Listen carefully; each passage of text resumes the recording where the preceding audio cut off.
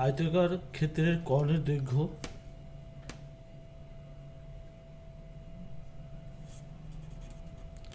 আয়ত ক্ষেত্রের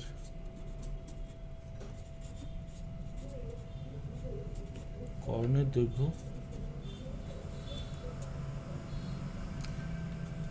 15 মিটার।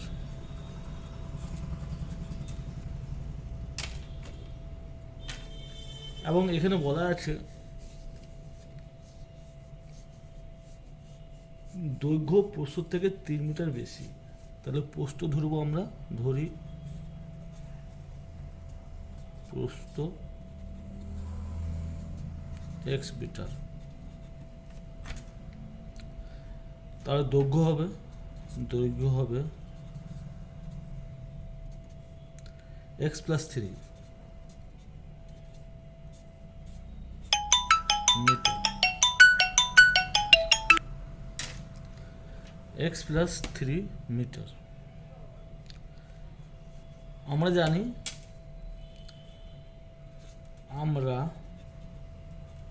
জানি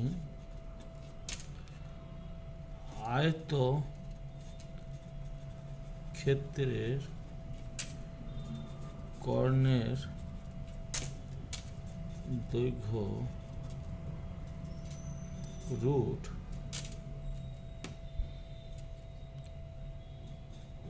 দৈর্ঘ্য স্কয়ার প্লাস প্রস্থ স্কয়ার। তাহলে প্রশ্ন অনুসারে লিখব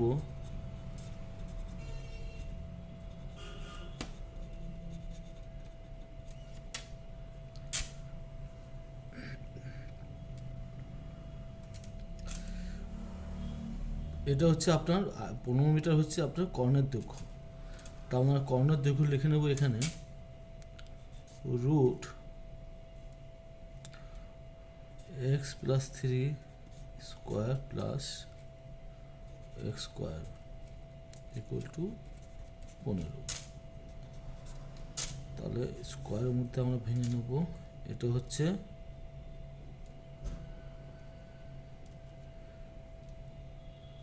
x square plus 6x plus 9 plus x square 15। x square হচ্ছে 2x square plus 6x plus 9 = 15। উভয় পক্ষকে বর্গ করিয়ে পাই, উভয় পক্ষকে বর্গ করিয়া পাই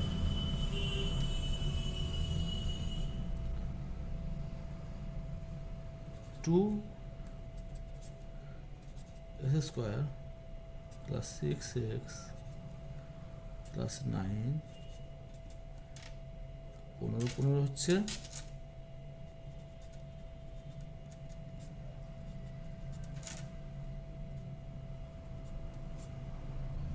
5 2 2 2 2 5।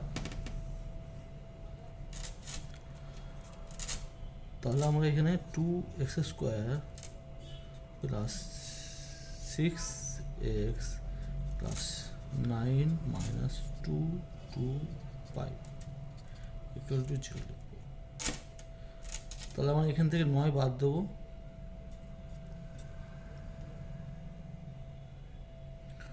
15 থেকে 9 বাদ দিলে 6 থাকবে, হাতের 1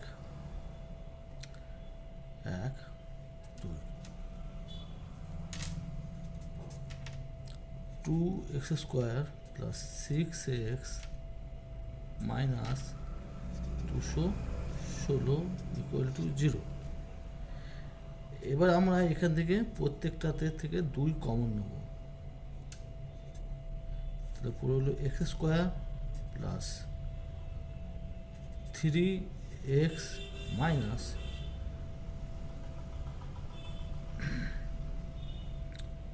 এক 0.8 ইকুয়াল টু 0। এটা হচ্ছে সমীকরণ গঠন।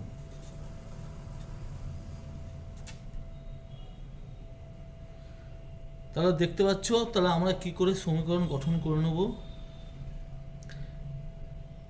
এটা হচ্ছে একচল বিশিষ্ট দ্বিঘাত সমীকরণ গঠন। একচল বিশিষ্ট দ্বিঘাত সমীকরণ গঠন।